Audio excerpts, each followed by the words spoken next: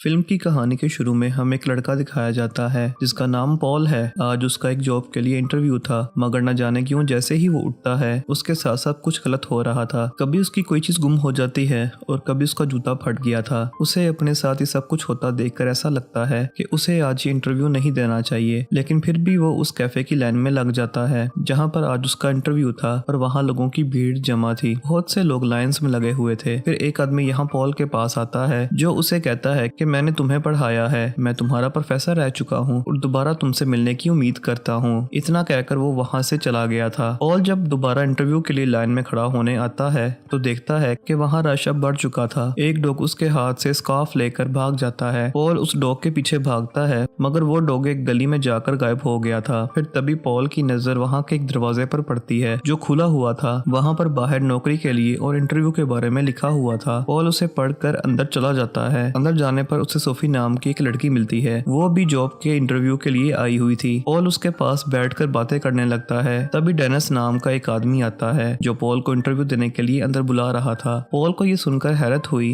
कि उसने तो अभी तक इन्हें अपना नाम भी नहीं बताया है, तो इन लोगों को उसके नाम का कैसे पता। पॉल अंदर चला जाता है जहाँ पर उस कंपनी के सभी हेड मेंबर्स बैठे हुए थे। उस कंपनी का मालिक जिसका नाम वेल्स होता है वो पॉल से पूछता है कि तुम यहाँ इंटरव्यू देने कैसे आए। पॉल उन्हें अब अपनी पूरी कहानी के बारे में बताता है। कहता है कि जब मैं सुबह उठा तब से मेरे साथ सब कुछ गलत हो रहा है। आते हुए मेरी बस छूट गई, फिर जिसके बाद मुझे जिस कैफे में इंटरव्यू देने के लिए जाना था वहाँ बहुत रश था। जब मैं लाइन में खड़ा हुआ तो एक डॉग मेरा स्कार्फ लेकर इस तरफ भाग आया। फिर मैंने एक दरवाजा देखा और मैं ये नहीं जानता था कि यहाँ कोई कंपनी है। बात करते हुए पॉल बार बार एक दीवार की तरफ देख रहा था। वेल्स पूछता है तुम वहाँ बार बार क्या देख रहे हो। कहता है कि मेरे सामने जो दीवार है कि ये लंदन का नक्शा है जो कि थोड़ा अजीब है। ये सुनकर बाकी सब लोग जो वहाँ बैठे हुए थे सब हैरान हो जाते हैं। फिर जिसके बाद वही आदमी डेनिस आता है जिसने पॉल को अंदर बुलाया था। वो पॉल से कहता है अब तुम यहाँ से जा सकते हो। बेचारा पॉल भी समझ गया था कि इतनी बड़ी कंपनी में भला उसे नौकरी कौन देगा। पॉल उसी दरवाजे से बाहर आ गया था जहाँ पर अब वो डॉग भी था जो उसका स्कार्फ लेकर भागा था। वो उसे वापस कर देता है। पॉल घर आ गया था। यहाँ आकर उसे पता चला कि जो लड़का पहले उसके साथ रहता था वो उसका कमरा छोड़कर जा रहा था। ये सुनकर वो और ज्यादा परेशान हो जाता है क्योंकि अब इसे इस कमरे का सारा किराया देना था। लेकिन मुसीबत ये थी कि उसे अभी तक कहीं पर भी नौकरी नहीं मिली थी। जब वो इसी बारे में इस लड़के से बातें कर रहा था तभी उसके घर पर एक लेटर आकर गिरता है जिसमें ये लिखा हुआ था कि वेल्स ने उसे नौकरी पर रख लिया है। ये सुनकर तो उसकी खुशी का कोई ठिकाना नहीं था। अगले दिन वो तैयार होकर कंपनी में पहुंच जाता है जहाँ रिसेप्शन पर उसे एक लेडी मिलती है। तभी उधर डेनिस आ गया था। डेनिस दरअसल वेल्स का खास आदमी था। वो पॉल को अपने साथ ले जाता है पर पॉल अभी तक इस बात पर परेशान था कि ये कंपनी आखिर काम क्या करती है और उसे यहाँ रहकर करना क्या होगा। डेनिस उसे उस जगह पर छोड़ देता है जहाँ पर पॉल को काम करना था। वहाँ इसने देखा कि वही लड़की सोफी जिससे वो इंटरव्यू के दौरान मिला था वो बैठी हुई थी। इसका मतलब कि इन लोगों ने उसे भी जॉब पर रख लिया था। पॉल के हाथ में कॉफी होती है। इसे देखकर सोफी कहती है कि मुझे चॉकलेट और कॉफी बिल्कुल पसंद नहीं है, तो प्लीज तुम इसे फेंक दो, मेरे सामने मत पीना। पॉल सोफी से बात करता है कि इन लोगों ने हमें काम पर तो रख लिया पर हमारा क्या काम होगा और यहाँ पर रहकर हमने करना क्या है। सोफी कहती है चुप रहो,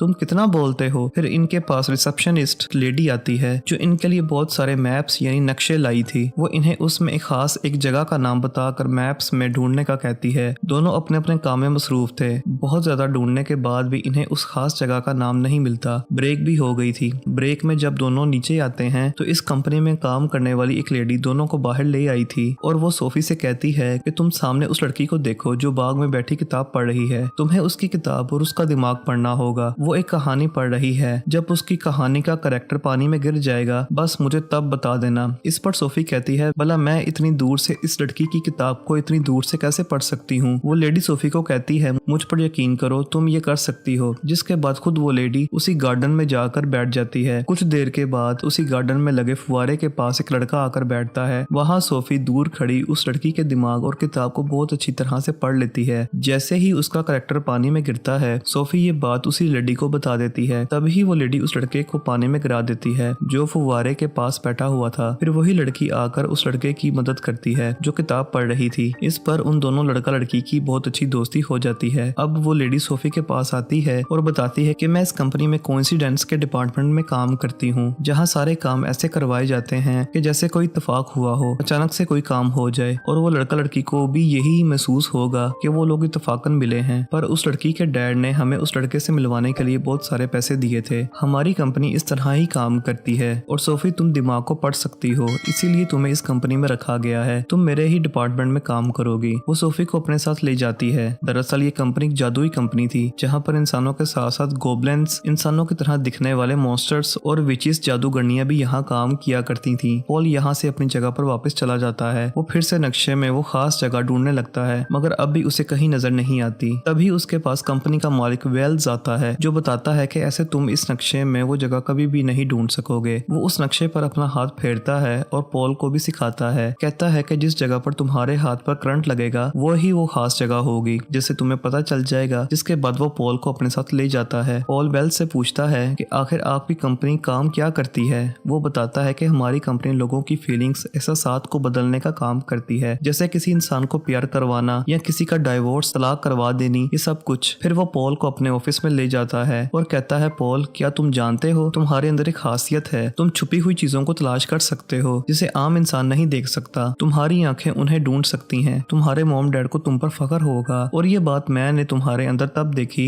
जब तुम पहली बार इंटरव्यू देने के लिए आए थे। तुमने उस दीवार पर नक्शा ढूंढा था। तभी उधर डेनिस आ जाता है जो वेल्स से कहता है, ये पॉल ऐसा नहीं कर सकता। इसके डैड तो इससे बिल्कुल भी प्यार नहीं करते थे। ये सुनकर वेल्स कहता है कि नहीं, इन सब बातों से कोई फर्क नहीं पड़ता। मेरे डैड भी मुझसे नफरत करते थे। उन्होंने मुझसे एक कॉन्ट्रैक्ट पर साइन करवाया कि अगर मैंने इन्हें धोखा दिया तो वो मेरी सोल यानी आत्मा को कैद कर देंगे। पर अब मेरे डैड इस दुनिया में नहीं है तो मैं आजाद हूँ। वेल्स यहाँ पर पॉल को एक पोर्टेबल डोर ढूंढने को कहता है, जो इस मूवी का नाम भी है। वो बताता है कि वो बहुत खास है। वो एक जादुई दरवाजा है जिससे हम कहीं पर किसी भी जगह पर जा सकते हैं और तुम इसीलिए यहाँ पर हो ताकि तुम उस दरवाजे को ढूंढ सको। मुझे वो पोर्टेबल दरवाजा नहीं मिल रहा है जो इसी बिल्डिंग में छुपा हुआ है। इसके बारे में कभी किसी को कुछ मत बताना। पॉल अब इस बिल्डिंग में हर जगह उस दरवाजे को ढूंढने लगता है। तभी उसके पास इस कंपनी की एक लेडी आती है जो असल में एक विच जादूगरनी थी। उसके बाल हवा में उड़ रहे थे। वो पॉल के पास आती है और पूछती है कि तुम्हें वेल्स ने कुछ ढूंढने का कहा है, मगर जैसे कि वेल्स ने कहा था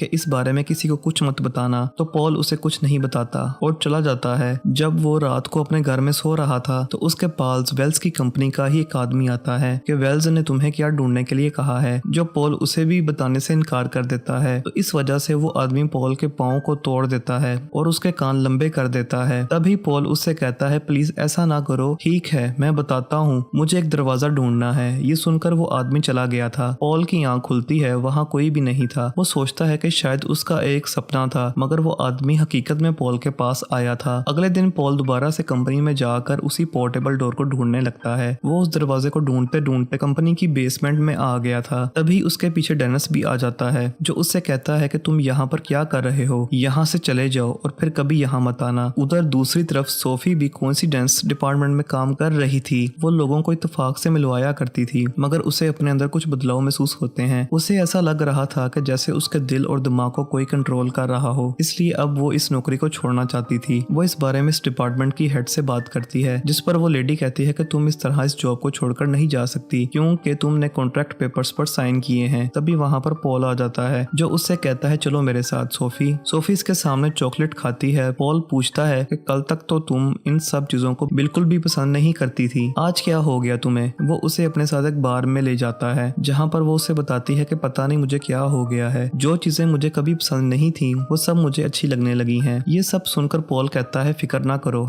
ऐसा अक्सर हो जाता है। सोफी कहती है, तुम आजकल वेल्स के साथ काम कर रहे हो। मैंने सुना है, मेरी हेड मुझे बता रही थी कि एक दिन उसने अपने डैड को कहीं पर गायब कर दिया था, जिसके बाद आज तक वेल्स के डैड का कुछ पता ना चल सका। तो जरा उनसे संभल कर रहना। मुझे लगता है डेनिस और वेल्स मिलकर कंपनी में कुछ करना चाहते हैं। अगले दिन हर रोज की तरह पॉल कंपनी में जाकर उसी पोर्टेबल डोर को ढूंढने लग जाता है। वो वापस उसी बेसमेंट में आ गया था जहाँ पर डेनिस ने उसे आने से मना किया था। वो दरवाजे को ढूंढता ढूंढता एक दीवार के पास पहुंच जाता है जहाँ पर उसे कुछ अलग ही महसूस हो रहा था। उसे अपनी ताकतों से पता चलता है कि वो दीवार नहीं बल्कि किसी जगह जाने का रास्ता है। पॉल जब उसके अंदर जाता है तो वो एक जादूगर का कमरा था जहाँ पर कुछ अजीबोगरीब चीजें पड़ी हुई थी। वहाँ पर उसे एक बड़ा सा स्टेपलर भी पड़ा नजर आता है। जब वो उसे हाथ लगाता है तो उसे अपनी ताकत से पता चलता है कि वो एक गोबलिन था। पॉल अपनी ताकत का इस्तेमाल करके उस पोर्टेबल डोर को भी ढूंढ लेता है जो उसे वेल्स ने ढूंढने के लिए कहा था। अब वो उस पोर्टेबल जादुई दरवाजे की मदद से वापस कंपनी में आ जाता है। उधर वो दरवाजा एक टॉवल तौलिए में बदल गया था। वो कंपनी में आकर छुप कर वेल्स की बातें सुनता है, जहाँ पर वो सबको बता रहा था वो अपने ऑफिस के लोगों पर एक्सपेरिमेंट तजुर्बा कर रहा है। वो उन लोगों की पसंद नापसंद, उनकी फीलिंग्स, एहसास और उनकी हर चीज को बदल देगा, जिसके बाद वो उन लोगों को अपने मुताबिक चला सकता है। और उसके इस एक्सपेरिमेंट का पहला शिकार सोफी थी, क्योंकि उसने जो कॉन्ट्रैक्ट पेपर साइन किए थे वो इसी चीज के बारे में थे और यही वजह थी कि सोफी को अपने अंदर बदलाव नजर आ रहे थे। ये सब सुनकर पॉल यहाँ से भागने लगता है। जब वो उस दरवाजे को खोलने की कोशिश करता है मगर वो टॉवल तौलिया दरवाजे में नहीं बदल रहा था, तभी पॉल उस तौलिए पर लिखी कुछ बातों को पढ़ता है, जिस पर लिखा था दरवाजे को खोलने के लिए तुम्हें 3 बार नॉक नॉक बोलना होगा और फिर उस जगह का नाम लेना है जहाँ पर तुम्हें जाना है। वो 3 बार नॉक नॉक बोलकर ऊपर मार्केट का नाम लेता है, जिससे कि वो सुपर मार्केट के फ्रिज में पहुंच गया था। फिर वो सोफी के पास जाता है और उसे सारी सच्चाई बताता है कि वेल्स तुम पर एक्सपेरिमेंट तजर्बा कर रहा है और उसे उस पोर्टेबल डोर के बारे में भी। सोफी उस जादुई दरवाजे के बारे में सुनकर खुश होती है। वो सब कुछ अपने बारे में भूल चुकी थी कि इस दरवाजे की मदद से तो हम कहीं पर भी जा सकते हैं। चलो पॉल, सब कुछ भूल कर दुनिया घूम कर आते हैं। सोफी और पॉल पहले पिरामिड जाते हैं, फिर बर्फीले इलाके में, तो कभी पहाड़ी, फिर समंदर के किनारे। उन्हें दुनिया घूम कर बहुत मजा आ रहा था। समंदर के किनारे बैठा पॉल सोफी से पूछता है, क्या तुमने किसी कॉन्ट्रैक्ट पेपर्स पर साइन किए थे? कि हाँ, वो तो एक ट्रेनिंग प्रोग्राम था, पर अब मुझे लगता है कि शायद उसी वजह से मेरे साथ ये सब कुछ अजीब हो रहा है। अब वो दोनों उसी पोर्टेबल डोर की मदद से वापस उस कंपनी में आते हैं और उस कॉन्ट्रैक्ट को ढूंढने लगते हैं। तभी उन्हें वहाँ एक आदमी के नाम का कॉन्ट्रैक्ट मिलता है, जिसमें उन्हें ये पता चलता है कि वेल्स यहाँ पर लोगों की सोल, आत्मा को चुराता है और वो पहले कॉन्ट्रैक्ट पेपर्स पर साइन करवाता है, जिसके बाद उस पेपर्स को बैंक ऑफ डेथ यानी कि मौत के बैंक में जमा करवा देता है। इस तरह वो उस इंसान की आत्मा को कैद कर सकता था। वो दोनों उस पेपर्स को पढ़ ही रहे थे, तभी उधर बहुत सारे गोबलिन और मॉन्स्टर्स आ जाते हैं। वो दोनों डर कर वहां से भाग गए थे। उसी वक्त डेनिस इनके सामने आता है। जब ये उसे बताते हैं कि हमारे पीछे बहुत सारे मॉन्स्टर्स लगे हुए हैं, तभी वो देखते हैं कि डेनिस भी एक गोबलिन है। थोड़ी देर बाद उधर वेल्स भी आ जाता है। तभी उन दोनों की किसी बात को लेकर बहस हो रही थी। इस बात का फायदा उठाते हुए पॉल और सोफी इस पोर्टेबल डोर की मदद से वहां से भाग गए थे, मगर गलती से वो दरवाजा खुला रहता है। तभी वेल्स उन दोनों को एक ऐसी जगह पर भेज देता है जहाँ पर एक जेल था। वहाँ सोफी और पॉल को उस जेल में एक आदमी मिलता है जो असल में वेल्स के डैड थे, जो बताता है कि जब मुझे मेरे बेटे के बुरे इरादों का पता चला कि वो लोगों की रूहों को कैद करता है, तो उसने मुझे इस जेल में कैद कर दिया ताकि मैं उसे कभी भी रोक ना पाऊं। यानी कि जो बात पॉल ने सोफी को बताई